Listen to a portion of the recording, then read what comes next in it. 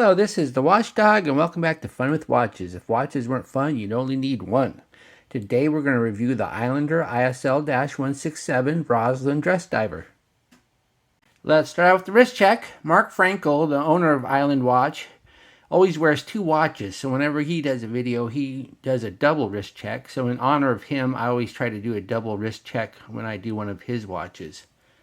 So I'm wearing the Steel Dive 1970 Willard homage, and I just got a new tropical strap for it, and I think it looks really good on the tropical strap. And then I'm also wearing this Skimmy 9318 that I just reviewed. So if you haven't seen my review yet on this, be sure to check it out. And Grogu's wearing another Skimmy, a 9305 homage to Panerai, and he's also wearing my Invicta Disney Mickey Mouse watch, limited edition. Grogu said that Quill's daughter wanted to hire Mando to track down the scout trooper who killed her father, and wanted to know if Mando was a Mandalorian of true grit. Grogu says sure, he has grits, cream of wheat, and steel-cut oats. Alright, let's take a look at the watch. Island watches, or Islanders, always come in this box. It says Island Watch, has the Island Watch logo. And they usually just come on a pillow. And it has the card that gives you instructions to do all the warranty stuff online. And I did not do the warranty stuff online, though, because I do not own this watch. This is on loan from Mark. And it also came with a little screwdriver to adjust it, because his watches always come with screw pins and not push pins. And here is the watch. Isn't this a nice looking watch? I really like it. This is the third Islander on my channel. A couple years ago when I first started my channel, I reached out to Mark asking if I could buy one of his discounted returns and then return it after I reviewed it. He countered with offering to send me a brand new Islander of my choice without purchase and then return it. Gladly accepted his offer and chose the ISL-62 with the Kanagawa wave on the dial. Unfortunately, the review was kind of a dud, and I didn't get the kind of views I was hoping for. After similar results with his new Monster homage, I quit asking Mark for watches because I felt bad that I wasn't getting him more traffic and didn't want to take advantage of his kindness. That's when I decided to mainly focus on the AliExpress watches. Here it is a couple years later, and I received the email from Island Watch announcing their new Islander dress divers, and this two-tone ISL-167 really spoke to me, so I sent an email asking if I could review it. 2 hours later, I received a reply that said, "Got it, Mark." So once again, I want to thank Mark Frankel personally for doing me a solid and let me review one of his watches. So let's hope I get a bit more views than last time. Mark calls this a dress diver, and I think that is a good term considering that this has a dive watch's timing bezel, but is clearly something you would not actually use for diving. This would never pass ISO 6425 certification due to the lack of a Lume pip, despite the 200 meters of water resistance. As I mentioned in my unboxing video, this does remind me a lot of the Rolex Submariner two-tone bluesy, possibly the world's first dress diver. Not that it's a sub-homage, because it isn't, but because of the two-tone color scheme. This is a gold-tone watch and not a gold-plated watch. If you don't like the two-tone colorway, there is also the ISL-168 with a gunmetal case and 3-link bracelet and black dial, and then the ISL-169, which has a rose gold-plated case and bracelet with chocolate dial. Mark calls this new line the Roslyn, which is a town on Long Island. I asked him if there was a personal reason for this name choice, and he said no, he just thought it was fitting. The watch is 41.1 millimeters at the bezel, but 46 millimeters if you measure from protrusion to crown guard. It's 47.6 millimeters lug to lug, which is a pretty good lug to lug considering how big this watch is. And it does have inverted end links, so that's always nice, so it doesn't stick out past the lugs. It's 13.6 millimeters thick, so it is kind of thick. Has a 20 millimeter lug width and weighs 162 grams on the supplied bracelet with 2 links removed. So it has some heft to it. It's not super heavy, but it's not exactly light. We have a 120 click unidirectional bezel. The clicks are kind of light, but there's plenty of gasket resistance. So it's not going to get knocked out of place easily. But yeah, as you can see, you can barely hear the clicks. And but there is no back play or anything. So they're good clicks. They're just kind of light. But once again, there's plenty of resistance. So I don't think you're going to knock it out of place. And then we have a ceramic insert. And this bezel is not loomed at all. There's no loom pip, and the triangle is not loomed. So once again, this is a dress diver. This is not an actual diver. So this has the looks of a dive watch, but not the functionality because there is no loom pip. But it's a very nice looking bezel. As you can see, it has minute markers throughout the whole bezel, where a lot of dive style watches only have minute markers through the ascension phase. And the bezel too is knurled, not coin edge or scalloped. So that's kind of a nice look too. I like that. And there's plenty of grip. Not that you're going to be using this with gloves on in the water, because once again, this is a dress diver. But yeah, I like the bezel.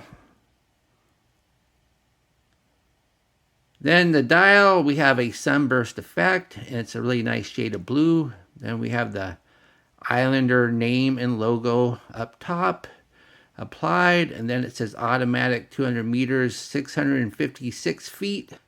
So he didn't put 666 feet like Bulova does, so you can't call this a double diver. I don't know why Bulova does that. It must have been intentional, because 200 meters is 656 feet. It's not 666 feet. Then we have the applied indices. We got numbers at the evens and batons at the odds. And these numbers and batons are fully loomed. This watch does have really good loom. I'll show you later in the test.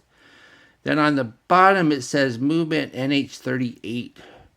And the NH38 is the Note 8 version of the NH35. So there is no ghost date. And as you can see, since this is an NH38, there is no date. Mark said he did that because of symmetry. So this has looks over functionality. I do like having a date in a watch, but once again, this one, you wear this one because it looks nice. And it does look better without a date. Because if you put a date there, if you put it at the 3, that would ruin the symmetry. And if you put it at the 6, then that would keep the symmetry, but then he wouldn't have this nice looking 6 index there. So I will not include the lack of date as a gripe and groan. Then we have a sign. See, there's the Island logo there. Screw down crown. That's also knurled to match the bezel. And the thread action is really good. You don't feel a lot of resistance in the threads, and it pops nicely. And when you go to screw it back down, the threads catch immediately. And so you're not struggling to screw it down. And once again, you don't feel a lot of thread resistance, so you never get this bad feeling that you're going to strip it when you screw it in. So I really like the crown. And then we have a flat sapphire crystal with AR coating. And as you can see, there's not a lot of reflection because of the AR coating. And at certain angles, you can hardly tell there's a crystal there at all. I really like this crystal. I think it's top notch, and it compares a lot to my Tag Heuer Aqua Racer, which probably has the best crystal I own. So yeah, this crystal's great. Really good job on the AR coating. And then we have the case. The case is really nice. It's mostly brushed, but it's got these chamfered polished edges. And once again, it has these protrusions. They're kind of similar to a Nautilus 5711. For a Nautilus, they call these protrusions ears. And I notice Mark's not using the term ears. He just says protrusion. Surely Patek Philippe doesn't have the word ear trademark, but you never know.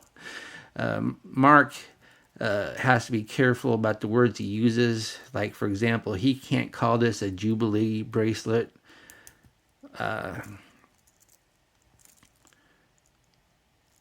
But yeah, this case is really nice. I like it. I like the brushwork. I like the polished chamfered edges. And I like the shape and the design. Then we have a screw down case back. This is his newer design than the last time I reviewed one of his watches. This is the lighthouse with the island logo as the sun, or is that supposed to be the moon? Oh, I guess it should be the moon because this is a lighthouse, so you would emphasize it at night. Then it says Islander, 200 meters, sapphire. So there is no model number on the case back. But yeah, it doesn't have a display case back, and I'm fine with that. Personally, I love the NH35 and the NH38, NH36 movements, but they are not pretty movements, and there's really no point of looking at them. Underneath the case back is the NH38 movement. This is the no-date version of the NH35. This is a 24 jewel movement that hand winds hacks and has a bidirectional rotor. And it's 3 hertz, so it ticks 6 times a second. These are usually fairly accurate right off the shelf, and I'm not sure if Mark regulates these or not. So let's put it on the Timegrapher and see how accurate we are. Here it is on the Timegrapher. So as far as regulation is concerned, that would be a no, because this is running 12, 14, 16 seconds fast, which is well within specs, but obviously not regulated. Amplitude is a little low at 248, and there's a little bit of beat error, 0.2 milliseconds. But once again, well within specs. The watch has solid inverted end links. And here comes probably my only real complaint about this watch. As you can see, the end links are kind of smaller than the gaps between the lugs. So I don't know if this bracelet was actually designed for this watch or not. I don't think it was. I think they just found something with the same width, but not height. But the links are nice, and they're solid links. And they are screw pins, and he does provide you with a small screwdriver. And the two-tone color looks great. And this, of course, is a 5-link style, so I don't know if I can use the term Jubilee or not. I don't think anybody cares. I just don't have the views, plus I don't make money on my channel.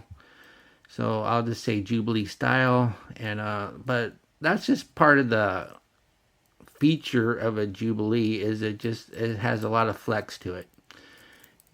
And but it fits your wrist very snug and comfortable.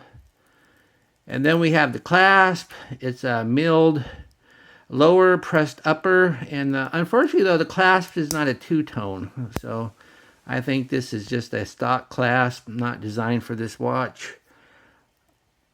And it only has 3 holes of micro adjust, which isn't a deal breaker on a Jubilee because the links are pretty small anyway. But if this was an Oyster, I would be complaining about the 3 holes and wanting at least 4. But the clasp, well, it's one of those where it's disconnected to the bracelet with spring bars, so you can change it easily enough if you want to get a better clasp or find yourself a two-tone. But it is signed on the fold over. Here's the watch on my 7.5-inch wrist. It's a really nice looking watch. It wears nice. Yes, this is a fairly big watch, but it wears nice and flat, and the Jubilee bracelet just hugs your wrist. I had to remove 2 links. So 8 inches is about the best you're going to do. Of course, the nice thing about dealing with Mark is you can probably ask him for some extra links if your wrist is bigger than 8. And that should be no big deal.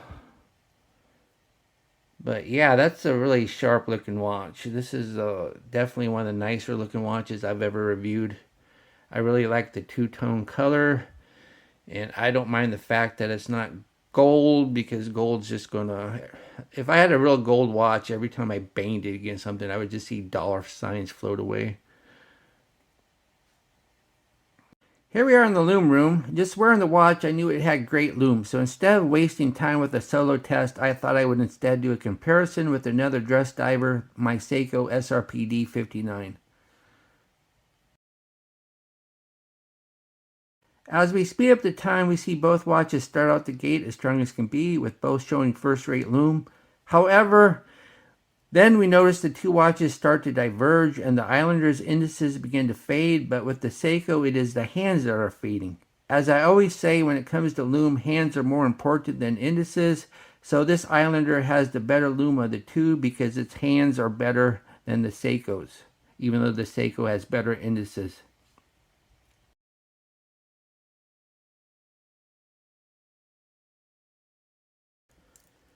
What do I like about this watch? Stunning looks and wearability.